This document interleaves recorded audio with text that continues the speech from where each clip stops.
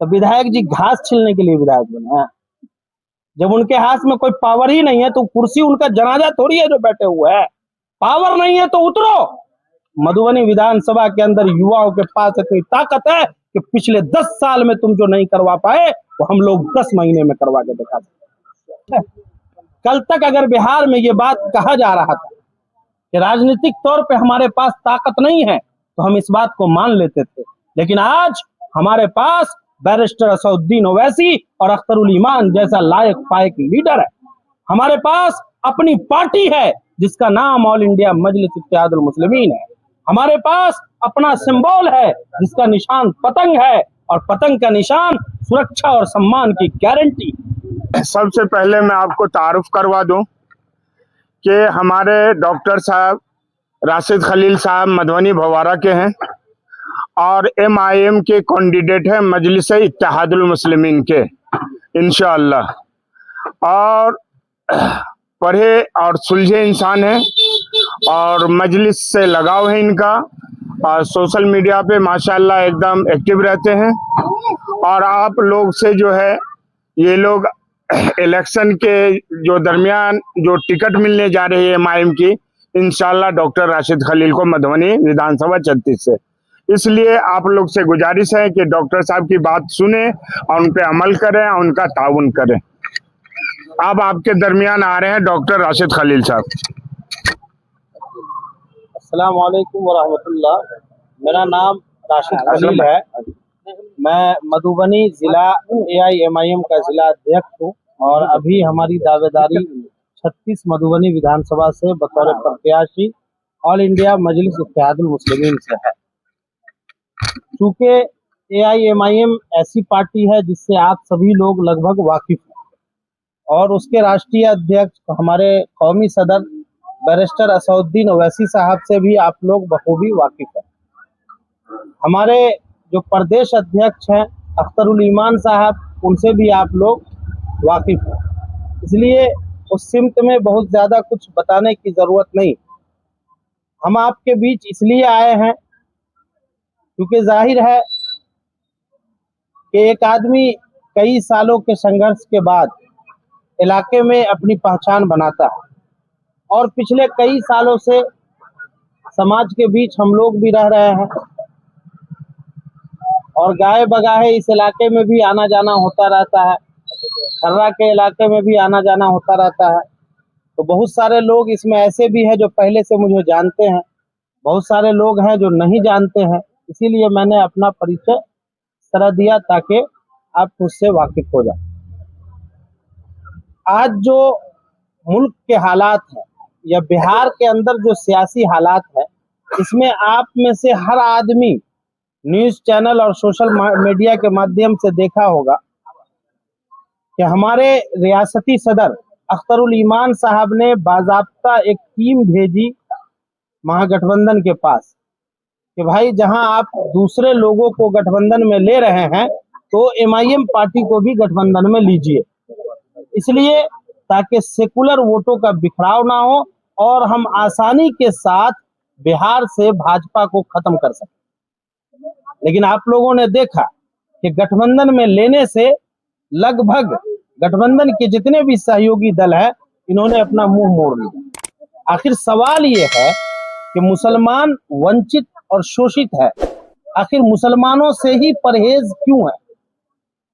आज देश भर में कहीं पर भी अगर किसी दलित और मुसलमान पर, वंचित और शोषित पर जुल्म होता है, बर्बरियत होती है, तो आप में से हर आदमी इस बात को जानता है कि जो सबसे पहली आवाज मुल्क में उठती है और जो सबसे बेखौफ और बेबाक आवाज उठती है, उस आवाज का नाम बैरिस्टर असदुद्दीन ओवैसी। आज बिहार के किसी भी कोने में अगर मुसलमानों के ऊपर, गरीब या किसी भी मजलूम के ऊपर अगर कोई जुल्म होता है तो जो एक आवाज बिहार के विधानसभा से लेकर सड़कों तक, मीडिया से लेकर अखबारों तक उठती है, उस आवाज का नाम अख्तरुल ईमान साहब। तो आखिर जो आदमी मजलूमों की लड़ाई लड़ रहा है, जो पार्टी मुसलमानों और दलितों की लड़ाई लड़ रहा है, इसको गठबंधन से दूर रखने की क्या साजिश? क्या आरजेडी या कांग्रेस नहीं चाहती है कि मुसलमान सियासी तौर पे मजबूत हो? हमारी बिहार में लगभग 18% आबादी है। अगर कायदे से समझा जाए इस बात को तो हमारा 44 से 50 सीट हमारा हक बनता है विधानसभा में, लेकिन आप टिकट कितनों को देते हैं? कभी 12 को, कभी 18 को, कभी 20 को, कभी 25 को, और उसमें से आधे जीत के जाते हैं, आधे हार जाते हैं। लेकिन हम जब हिस्सेदारी की बात करते हैं तो आप हिस्सेदारी देने के लिए तैयार नहीं। आखिर इस तरीके से कब तक चलेगा? जिस कौम के पास, जिस समाज के पास सियासी ताकत नहीं होगी, वो समाज कभी भी तरक्की नहीं कर सकता।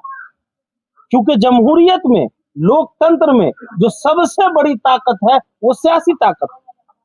बगैर सियासी ताकत के कोई समाज तरक्की नहीं कर पाया। आप इसी बिहार में देख लीजिए कि जब दलितों पर अत्याचार हुआ तो रामविलास पासवान जैसे लोग खड़े हुए, जीतन राम मांझी जैसे लोग खड़े हुए।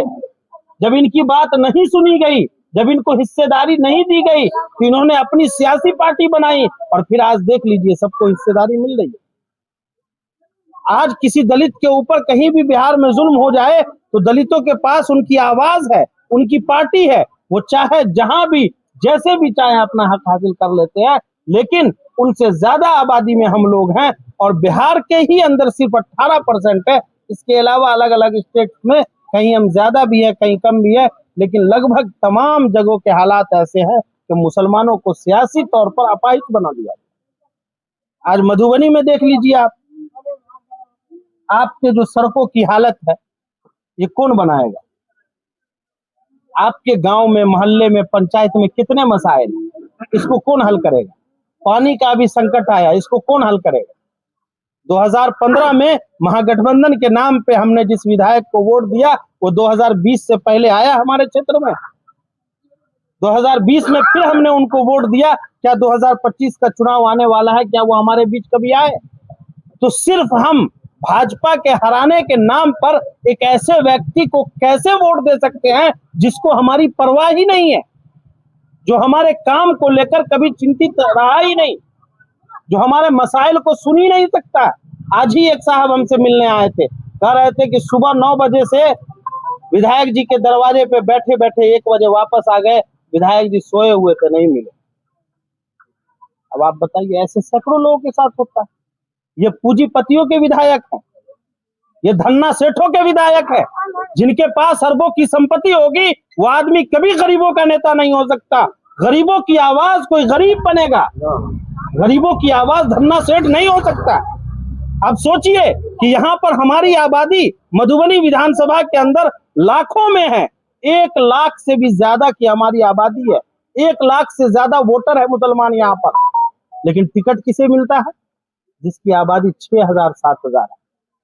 मैं आपको ये बात ऐसी ही नहीं कह रहा हूं, आप रिकॉर्ड उठाकर देखिए 2015 और 20 के विधानसभा का। अगर मुसलमान इस विधायक को वोट ना दे तो ये विधायक अपनी जमानत नहीं बचा सकता है। लेकिन हमारा वोट लेने के बाद हमारे मसाइल पर बोलने वाला कोई नहीं। मैं आप ही से पूछ रहा हूं, सभी गार्जियन यहाँ बैठे हुए हैं, क्या आप बताइए कि मधुबनी में मुसलमानों की इतनी बड़ी आबादी है और ये सब जो इलाका है ये बहुल इलाका है मुसलमानों का, क्या यहाँ पर हमारे मुस्लिम बच्चियों के लिए, अल्पसंख्यक बच्चियों के लिए कोई अल्पसंख्यक स्कूल खोला गया है? अल्पसंख्यक हाई स्कूल खोला गया, अल्पसंख्यक +2 खोला गया, भवारा में खोला गया, शकरी और मकसूदा में खोला गया? क्यों नहीं खोला गया? आखिर क्यों नहीं खोला गया? हमारी बच्चियां कहाँ जाएंगी पढ़ने? जिनके पास पैसा है वो अपने बच्चियों को प्राइवेट स्कूल में, कॉन्वेंट में पढ़ा लेंगे, और जिनके पास नहीं है वो क्या करेंगे? तो ये लोग तो चाहते हैं कि मुसलमानों के बच्चे ना पढ़ेंगे ना लिखेंगे, तभी तो हमारी दरबारी करेंगे। अगर पढ़ लिख लेंगे तो हमारी दरबारी करेंगे कैसे? इसलिए अब जरूरत है कि हम और आप मिल बैठकर ये फैसला लें कि क्या जो आदमी हैदराबाद में बैठकर हमारी आवाज बन रहा है, जो आदमी किशनगंज में बैठकर हमारी आवाज बन रहा है, आज मैं आपको कह रहा हूं कि अगर हमारे इलाके में कभी किसी के ऊपर कोई बड़ा वाकया हो जाए, हादसा हो जाए, तो आपका विधायक बाद में पहुंचेगा, पहले अख्तरुल ईमान आपके दरवाजे पे पहुंचेगा, पहले बैरिस्टर असदुद्दीन ओवैसी आपके दरवाजे पे पहुंचेगा। भवारा में एक लड़की की हत्या हो गई थी कुछ दिन पहले, हम लोग दौड़ते रह गए नेताओं के पास, किसी ने आवाज नहीं उठाया। आखिर में हम लोग अख्तरुल ईमान साहब के पास पटना गए, उनको सारी बात हम लोगों ने बताई, उन्होंने तुरंत रिपोर्ट तैयार करके विधानसभा में इस मुद्दे को उठाया। आखिर क्या करेंगे हम ऐसे नेताओं को लेकर जो हमारी आवाज ही नहीं बन सकते, सिर्फ इसलिए कि हमको भाजपा को हराना है। हम खुद बलि का बकरा बन जाएं, हम अपनी सियासी हिस्सेदारी छोड़ दें, हम अपने दुख और दर्द को छोड़ दें, हम अपने मुस्तकबिल को तबाह कर लें, हम अपने बच्चे और बच्चियों के मुस्तकबिल के बारे में ना सोचें। हम सिर्फ भाजपा को हराने में अगर खुद को ज़हनी तौर पर हम पागल बना चुके हैं कि हमें भाजपा को हराना है, अगर भाजपा को हराना है तो आप हमें बताइए कि 2005 में क्या आपने भाजपा को वोट दिया था? लेकिन भाजपा की सरकार बनी ना। 2010 में आपने वोट नहीं दिया लेकिन सरकार बनी। 2015 में आपने वोट दिया लेकिन नीतीश कुमार धोखा देकर फिर भाजपा के साथ जाकर सरकार बना लिया। 2020 में आपने वोट नहीं दिया लेकिन फिर भाजपा की सरकार बनी। हमारी जो आबादी है इसमें हम अपनी हिस्सेदारी को सुरक्षित कर लें, ये बहुत है। हम किसी को सरकार बनाने और गिराने के चक्कर में ना पड़े। हमारा काम तब होगा जब हमारे क्षेत्र में कोई अच्छा जनप्रतिनिधि होगा। सरकार चाहे किसी की भी हो, अगर जनप्रतिनिधि अच्छा होता है, जनप्रतिनिधि आपके दुख और दर्द को समझने वाला होता है, आपके अपने बीच में आपके बीच में रहने वाला होता है, तो वो आदमी आपका काम करेगा। सरकार किसी की भी हो, इससे कोई फर्क नहीं पड़ने वाला। आज अख्तरुल ईमान साहब न सरकार में है न विपक्ष में है, लेकिन आप देख लीजिए सोशल मीडिया पे, आप रिकॉर्ड उठाकर देख लीजिए कि उन्होंने कितने का काम करवाया। पिछले कई दहाइयों से जो पुल नहीं बन रहे थे, जिसकी वजह से सीमांचल के लोग परेशान थे, अख्तरुल ईमान साहब अकेला खड़ा होकर उस पुल को पास करवाया और बना लिया। जिस आदमी के पास ताकत होगी, जिसके पास हिम्मत होगी, वो चाहे अकेला हो या फौज में हो, वो डट कर लड़ेगा, पीछे नहीं हटेगा। और चाहे जो आदमी निपुंसक होगा, जिस आदमी के पास ताकत नहीं होगी, जिसकी जबान गूंग होगी, वो आदमी चाहे फौज में हो चाहे लश्कर में हो, उससे कोई फर्क पड़ने वाला नहीं। इसलिए हमें और आपको सोचने की जरूरत है। जब जब इलेक्शन आता है तो मीडिया से लेकर जमीनी सतह पर सिर्फ एक ही चर्चा चलने लगती है कि मुसलमान किधर जाएगा, मुसलमान किधर जाएगा। माहौल को खराब किया जाता है, मुसलमानों को समझाया जाता है तुम अगर वोट दोगे फलाने को तो बीजेपी जीत जाएगी, तुम इसको दोगे तो वो जीत जाएगा। भाई 20 साल से बीजेपी की सरकार है, किसने बनवाया सरकार? आप अपनी नाकामियों का ठेकड़ा मुसलमानों पर मत फोड़िए। लोकसभा के चुनाव में अपनी नाकामियों का ठेकड़ा आप मुसलमानों पर फोड़े। यही तेजस्वी यादव है जो पप्पू यादव के खिलाफ चुनाव प्रचार करने गए और कहा या तो इंडिया या एनडीए, कहा कि नहीं? वहां पर जमीर मर गया था क्या? अब सोचिए इस बात को कि क्या बिहार में सिर्फ तेजस्वी यादव नेता बनेंगे और दूसरा कोई नेता नहीं बनेगा? मुकेश सहनी के पास 2% की आबादी है, उसको आप डिप्टी सीएम बनाने को तैयार है, लेकिन 18% मुसलमानों के ऊपर कभी कोई चर्चा नहीं होता। कभी आपने सुना है आरजेडी के अंदर बड़ी बड़ी बैठक होती है बिहार से दिल्ली तक, कभी आपने सुना है कि इस बात की चर्चा हो कि फलाने साहब को डिप्टी सीएम बनाया जाएगा? आप तारीख के तीन वाकयात को देखिए, तब आपको एहसास होगा। जब लालू प्रसाद यादव जेल गए और एक उथल पुथल का माहौल बना कि मुख्यमंत्री किसको बनाया जाएगा, तो पूरे बिहार की नजर अब्दुल बारी सिद्दीकी साहब पर थी कि अब्दुल बारी सिद्दीकी साहब लायक पायक आदमी है, पार्टी के वफादार हैं, पार्टी के पुराने हैं, फाउंडर मेंबर हैं, सिद्दीकी साहब को मुख्यमंत्री बनाना चाहिए। आरजेडी के लोग भी इस बात के लिए तैयार थे, लेकिन क्या हुआ? लालू प्राइवेट लिमिटेड ने यह फैसला किया कि हम अनपढ़ और जाहिल राबड़ी देवी को तो मुख्यमंत्री बनाना पसंद करेंगे, लेकिन एक मुसलमान को मुख्यमंत्री नहीं बनाया जाए। उसके बाद 2015 में देखिए कि 2015 में जब जेडीयू आरजेडी के अलायंस से इंडिया गठबंधन ने यहाँ पर चुनाव जीता, महागठबंधन ने, तो पहली मर्तबा तेजस्वी यादव विधायक बने थे। उनके पास सियासत का कोई नॉलेज नहीं था, बिल्कुल अनमेच्योर्ड आदमी थे, कोई तजर्बा नहीं था। बिहार में फिर एक आवाज उठी कि उप मुख्यमंत्री के सीट पर अब्दुल बारी सिद्दीकी साहब बैठे। लेकिन फिर क्या हुआ? एक नए नवेले दूल्हे को लाके बैठा दिया गया सीट पे। नतीजा यह हुआ कि सरकार गिर गई, क्योंकि ना तजर्बाकारी में उन्होंने गुंडागर्दी का राज चलाने की कोशिश की और नतीजा यह हुआ कि सरकार गिर गई, लेकिन सिद्दीकी साहब को उस सीट पे नहीं बैठाया गया। फिर उसके बाद अभी 17 महीने की सरकार बनी, 17 महीने के सरकार में न मुसलमान को शिक्षा मंत्री बनाया गया, न स्वास्थ्य मंत्री बनाया गया, न उप मुख्यमंत्री बनाया गया, न वित्त मंत्री बनाया गया, न उद्योग मंत्री बनाया गया। मुसलमानों को आपने बनाया क्या? आपदा मंत्री। अभी शहनवाज आलम को आपदा मंत्री बनाया गया। 17 महीने का कार्यकाल जब खत्म हुआ तो मीडिया ने शहनवाज आलम से पूछा कि 17 महीने की सरकार में आप मंत्री रहे आपदा के, आपने क्या काम किया? तो उन्होंने जवाब दिया कि मेरे कार्यकाल में आपदा आया ही नहीं। अब लीजिए, तो आपदा आया ही नहीं तो बेचारा काम क्या करेगा? भाई आप मुसलमान को शिक्षा मंत्री बनाएंगे तब ना वो अपने समाज के शिक्षा पे काम करेगा।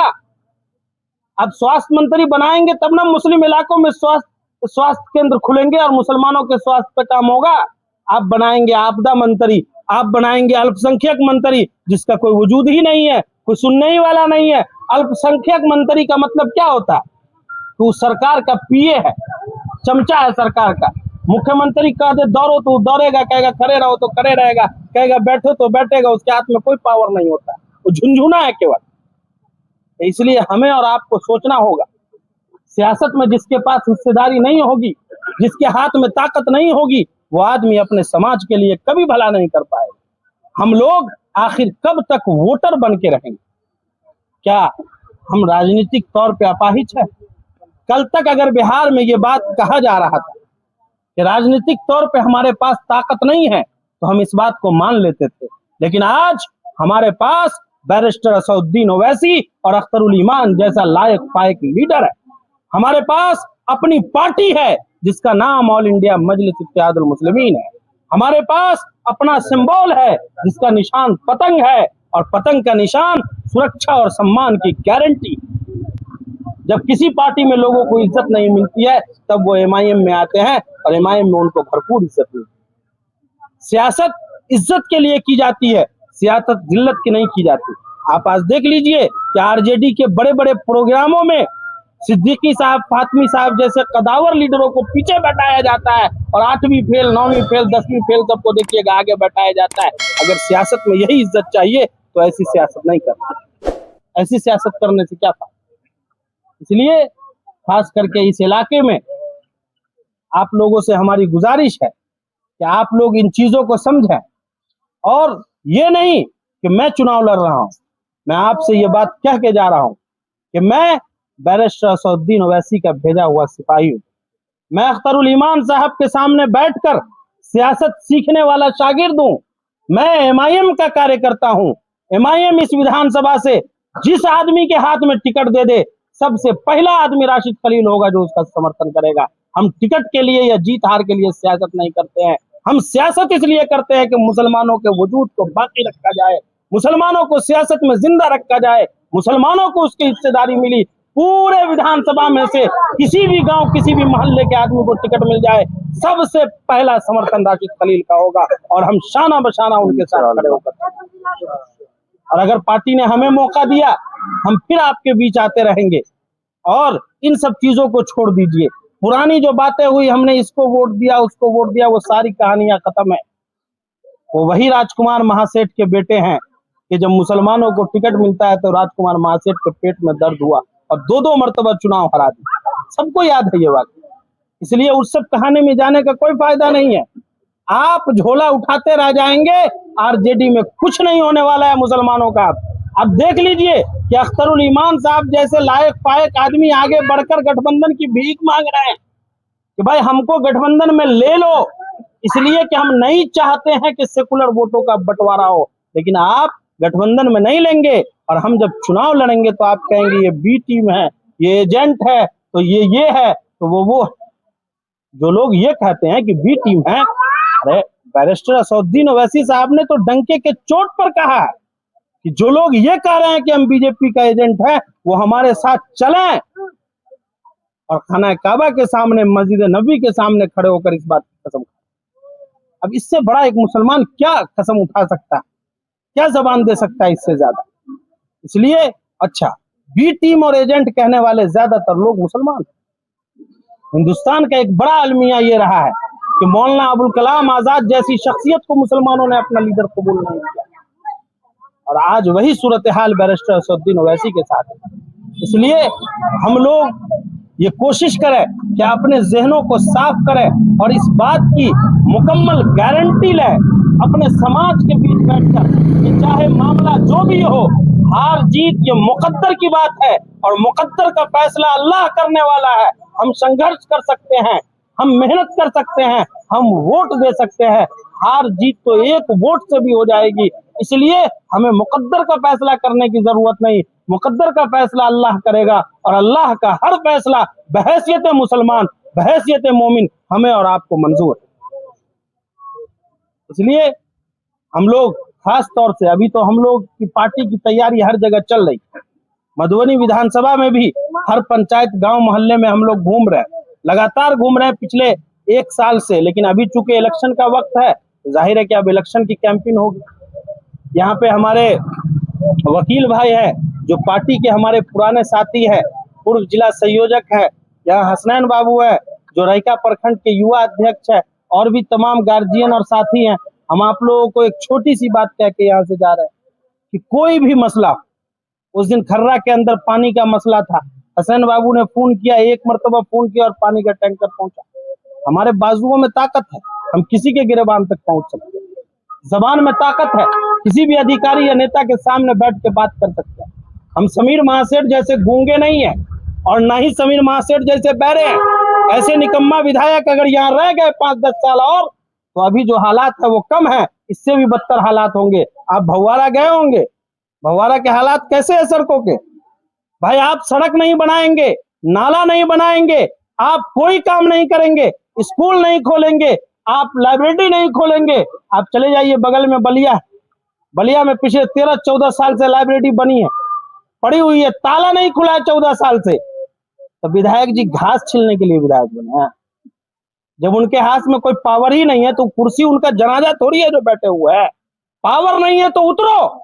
मधुबनी विधानसभा के अंदर युवाओं के पास इतनी ताकत है कि पिछले 10 साल में तुम जो नहीं करवा पाए वो हम लोग 10 महीने में करवा के दिखा सकते हैं। और ये मजलिस की ताकत है, ये एमआईएम की ताकत है कि एमआईएम जहां पर भी होती है वो डंके के चोट पे होती है। किसी का गुलामी मंजूर नहीं है, हम सर कटा लेते हैं, सर नहीं झुकाते हैं, यही हमारी आदत है और यही एमआईएम की फितरत है। इसलिए हम तो 12 विधायक जी को चैलेंज किए हैं कि आप जो 144 रोड का लेटर पेड निकालते हैं, भाई कहाँ पे बना? खर्रा में बना? कोई रोड खर्रा में बना? खजरी में बना?